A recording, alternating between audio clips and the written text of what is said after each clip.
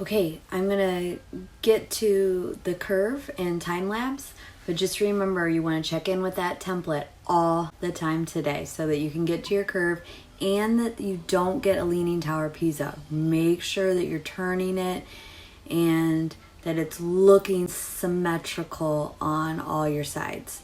Okay, so make sure to get it at eye level or get a piece of newspaper underneath it so you can scooch it around and constantly look at it because you don't want it to end up leaning over.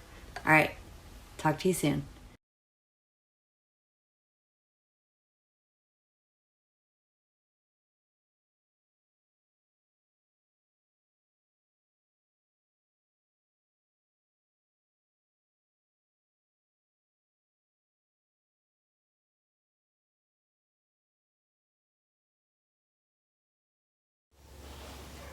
All right, it looked kind of like everybody kind of got to where I did yesterday or a little bit less than. So just one more word of encouragement as you guys build up and maybe today are taking that turn in. So that's where I'm at. I kind of gave you the time lapse first.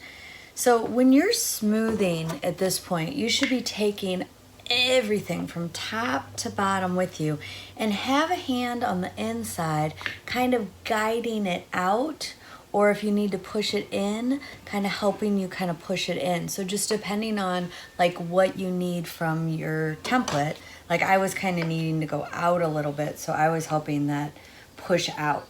Okay, and again, constantly check in and make adjustments now because later it's hard. The clay's nice and soft, it'll work with you right now, and later on it might not be so gracious. So remember to smooth up and then smooth around, and we're going to start to coax it in now too. So my next coil, again, we're starting to go in. So instead of kind of rolling it out, we're going to roll it in slightly. So I'm going to put it on, and this is going to be the widest part of your piece that I'm putting onto, and then I'm going to just kind of put it right on top. Make sure to check all your areas that you're right in the middle so that when I make the touch in, that everybody will be doing the same thing and not like somebody's really in and somebody's really out. Okay, so then I'll check that just to make sure. Okay, and if you notice my coils are kind of different heights, that's okay. You'll be able to fix that at the end, and as long as it's not crazy different, you'll be okay when you're building. Okay, so now I'm going to keep on going in. So my next coil, remember we don't want to start and stop at the same spot every time, is going to go right on top of this coil. It's going to be a little bit too big. But first I'm going to make sure that it's on top everywhere, right in the middle. Okay, and then I'm going to roll in. Okay.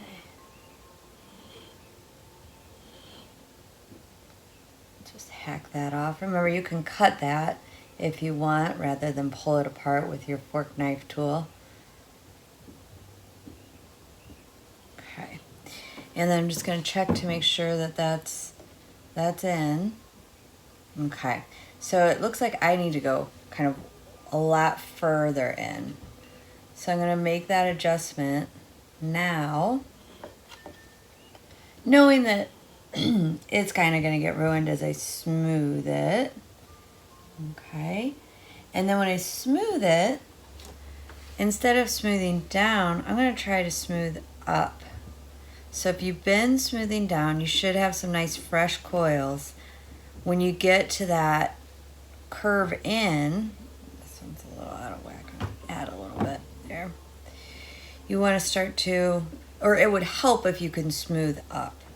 Okay, if you can, if it just feels too clumsy and you want to smooth down, just remember that when you're going to smooth with your metal rib, that you start to smooth